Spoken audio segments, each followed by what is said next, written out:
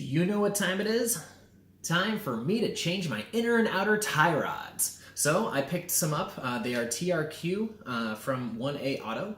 Why did I buy from them? Well, the entire set was $40, whereas from the OEM, this piece right here, the inner tie rod, was like $125 on sale, and this was like $50 on sale.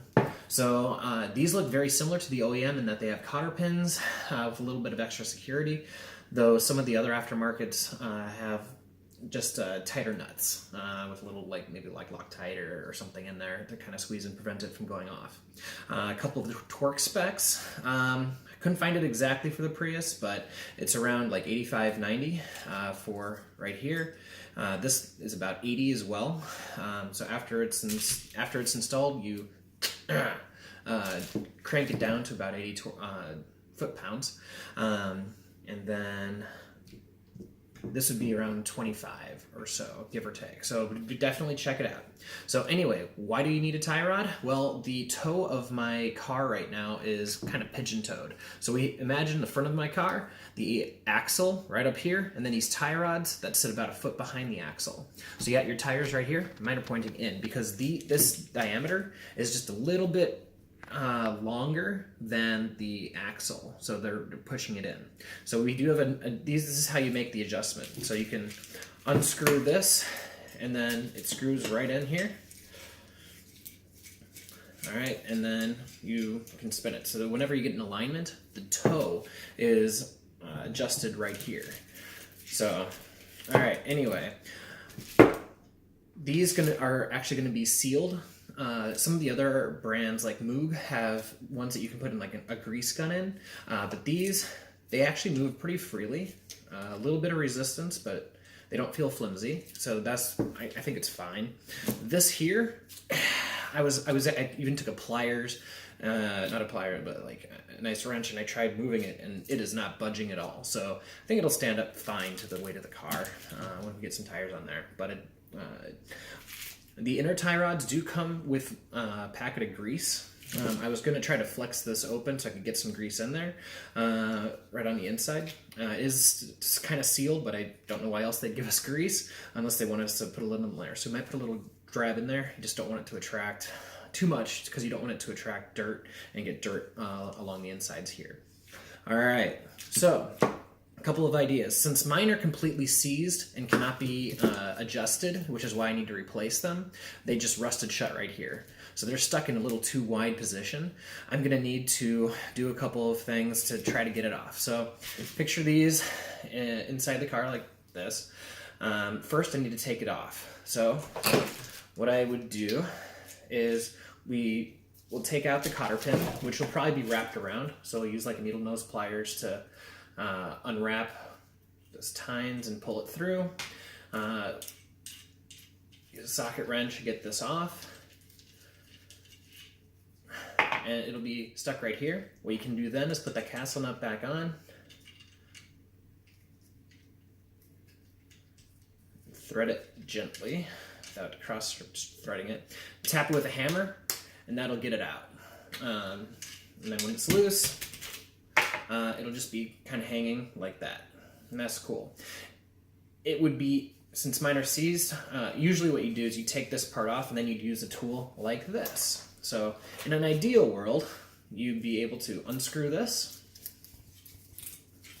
and then you'd be able to rent this tool for free at Autozone. So you buy it and then return it, and that's their free program. It's fine. You get 90 days actually. So, but be nice to people. Don't keep it longer than you need to. Other people want to use it too. So there's going to be a boot here. So you have to undo some clamps. And we're going to pull the rubber boot out and preferably off. We take this piece, which magically fits over here because I pre-tested it. It'll slide on like that. And we take this big hunk right here, and you can kind of see that there's that locks in like that. So that's on like this. We'll put this on like this.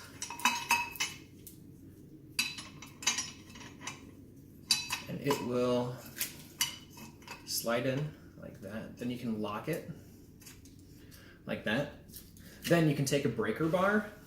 I don't have one with me at the moment, but this looks similar to a breaker bar, but it's a little more delicate. It's a torque wrench. You can put that in there. And then you'd be able to break it, torque it off. However, since mine are seized, I've got a couple of options. One, here, I'll quickly take this off.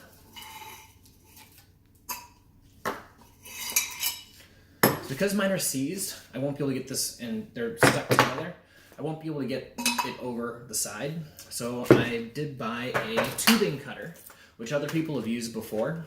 So on a part like this, if it was like that, I'd put this tube cutter and I'd basically cut it at its smallest point.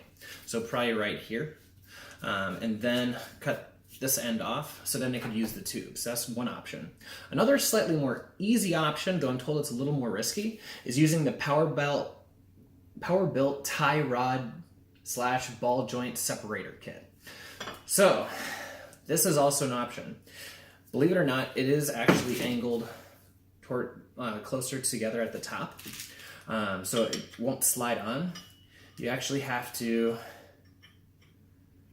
go around, so it'll be, I'm not sure how we're going to be able to do it because it's too tight at the top. I don't know if that's by design or not, but if you can get it on there, it does fit pretty well and it will spin.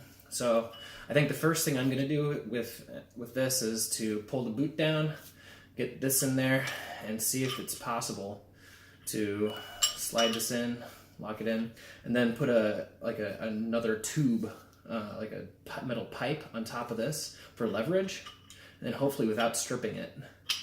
So making sure I have it good, and then use that pipe as leverage, and then rotate it out like that.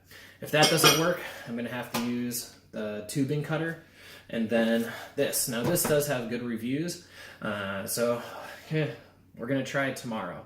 So if I see that this is going to start to strip, I'm going to have to just buckle down and use this.